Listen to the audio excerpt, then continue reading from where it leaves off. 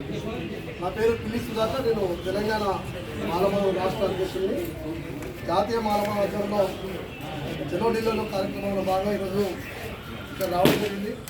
ఇటీవల supreme court SC ST ఉపవర్గీకరణను రాష్ట్రాల్లో చేసుకోవచ్చు అని చెప్పి ఏదైతే తీర్పు ఇచ్చిందో ఆ తీర్పును నిరసిస్తూ ఈరోజు డాక్టర్ బాబాసాహెబ్ అంబేద్కర్ సాక్షిగా అర్ధనగ్న ప్రదర్శనతో మా యొక్క నిరసనను తెలియజేయడం జరిగింది.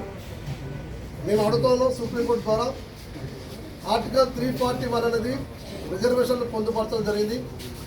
ఆ రిజర్వేషన్ను మార్చడం కానీ కులాల్ని మార్చడం కానీ చేర్చడం కానీ దాని పూర్తి అధికారం పార్లమెంట్కి ఉంటుందనే విషయాన్ని ఈరోజు మర్చిపోయి సుప్రీంకోర్టు ధర్మాసనం కూడా మోడీ చేతిలో కీలుబొమ్మగా మారి ఇది సుప్రీంకోర్టు తీర్పు వచ్చినట్టుగా మేము భావించట్లేదు, ఇది మోడీ తీర్పుగా మేము భావిస్తున్నాం అని చెప్పి తెలియజేస్తా ఉన్నాం. ఈరోజు మాదిగల విజయం అని చెప్పి చాలామంది అనుకుంటున్నాం. మేము అంటున్నాం ఇది మాదిగల విజయం కాదు, ఇది మనువాదుల విజయం. ఇది మనల్ని మనువాదులు ఎట్లయితే విభజించి పాలించిందో, నిచ్చెనమెట్ల వ్యవస్థ తీసుకొచ్చి కులాన్ని వర్గీకరించిందో అదే రకంగా ఈరోజు ఎస్సీ ఎస్టీలు కూడా అదే రకమైనటువంటి స్ఫూర్తితో వర్గీకరించే ప్రయత్నం సుప్రీంకోర్టు చేసింది. ఇది పూర్తిగా రాజకీయ కోణంలో జరిగినటువంటి తీర్పుగా మేము భావిస్తూ ఉన్నాం. మానవాళుడిగా మేము దీని పట్ల రాజకీయ న్యాయ పోరాటానికి సిద్ధంగా ఉన్నామని చెప్పి తెలియజేస్తాను.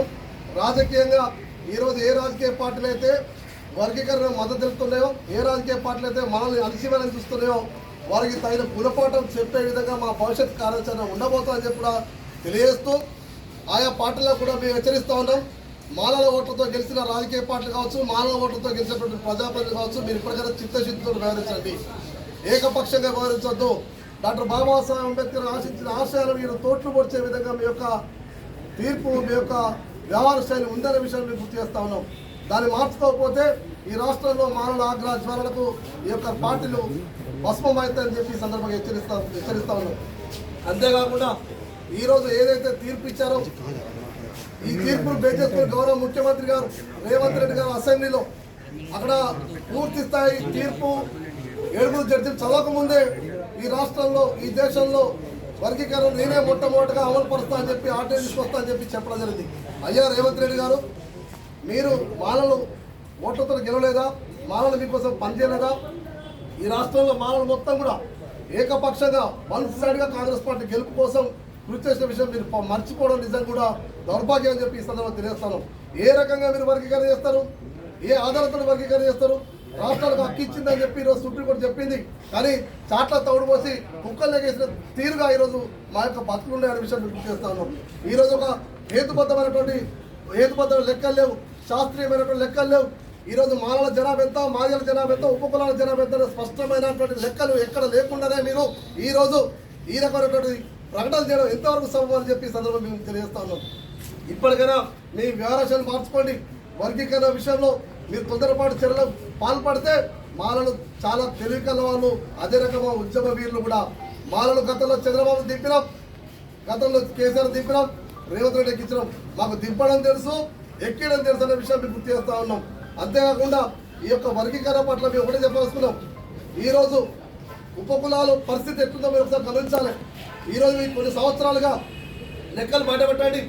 తెలంగాణ వచ్చిన కాంచి ఈ రోజు వరకు ఎంతమందికి ఎన్ని ప్రభుత్వ సంక్షేమ పథకాలు అందినాయి, ఏ కులానికి ఎక్కువ అందినాయి, ఎంతమందికి ఉద్యోగాలు వచ్చినాయి, ఎంతమందికి ఈరోజు ప్రభుత్వం నుంచి లబ్ధి పొందిళ్ళు, ఎంతమందికి వచ్చింది, 3 ఎకరాల భూమి ఎంతమందికి వచ్చింది, ఎస్సీ కార్పొరేషన్ లోన్లు ఎంతమందికి వచ్చినాయి, ఆ లెక్కలు మొత్తం బయట పెట్టగలి మీ వర్గీకరణ గురించి మాట్లాడాలి తప్ప ఇంకొక రకంగా మాట్లాడితే మీరు చూస్తూ ఊరుకోమని చెప్పి ఈ సందర్భంగా హెచ్చరిస్తా ఉన్నాం.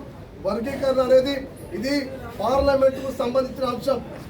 పార్లమెంట్లో ఇది 1/3 మెజార్టీ తోటి 341 ఆర్టికల్ని మార్చడానికి 1/3 మెజార్టీ తోటి 29 రాష్ట్రాల్లో 10 రాష్ట్రాల యొక్క తీర్మానంతో రాజ్యసభ లోక్సభలో ఆమోదించిన తర్వాత రాష్ట్రపతి ద్వారా ఆర్టికల్ 341 మార్చేటువంటి అధికారం ఉంటుంది. కానీ ఈరోజు తొందరపాటు చర్యగా రాజకీయ ప్రకటనలు చేసే క్రమంలో రాజకీయాలకు అనుగుణంగా ఈరోజు తీర్పు ఇవ్వడం నిజంగా దురదృష్టకరం. ఈ సందర్భంగా జస్టిస్ త్రివేది గారిని అభినందిస్తా ఉన్నాం. రాజ్యాంగానికి అనుకూలంగా వారు మాట్లాడిన మాట ఏదైతుందో మేము చాలా గౌరవిస్తా ఉన్నాం. వారిని మేము ఎప్పటికీ దేవతగా పూజిస్తాం కూడా ఈ సందర్భంగా గుర్తు చేస్తూ దళితుల్ని ఈరోజు రాజ్యాధికారానికి దూరం చేసేటువంటి ఏదైతే ఈ కుట్ర ఉందో, విభజించు పాలించు ఈరోజు ముస్లిం మైనార్టీలుగా, దళితులు, హిందువులు, క్రిస్టియన్గా, భారతదేశం, పాకిస్తాన్గా ఈరోజు మా దళితులు మిగతా కులాలతో అంటే ఎక్కడ పడితే అక్కడ విభజించి పాలించిన శిష్టాన్ని ఈరోజు బీజేపీ జాతీయ స్థాయిలో చేస్తా ఉంది. దానిలో భాగంగా ఈరోజు వర్గీకరణ పూతాన్ని దేశవ్యాప్తంగా విస్తృతంగా బయటకు వెళ్తుంది. కాబట్టి ఈరోజు ఈ పరిస్థితి వచ్చింది. కాబట్టి మేము ఈ వర్గీకరణ ఒప్పుకోని విషయం స్పష్టంగా చేసుకుంటాం. రాజ్యాంగానికి వ్యతిరేకంగా ఏ తీర్పు వచ్చినా, ఏ పార్టీ ప్రకటించినా దాన్ని చూస్తూ ఊరుకోపోమని చెప్పి తెలియజేసుకుంటాం. మాలమాడుగా రివ్యూ పిటిషన్ కూడా ఇవ్వడం జరిగింది. వాటిపైన న్యాయపోరాటం కూడా సిద్ధంగా ఉంటామని చెప్పి తెలియజేసుకుంటాం. జై భీమ్.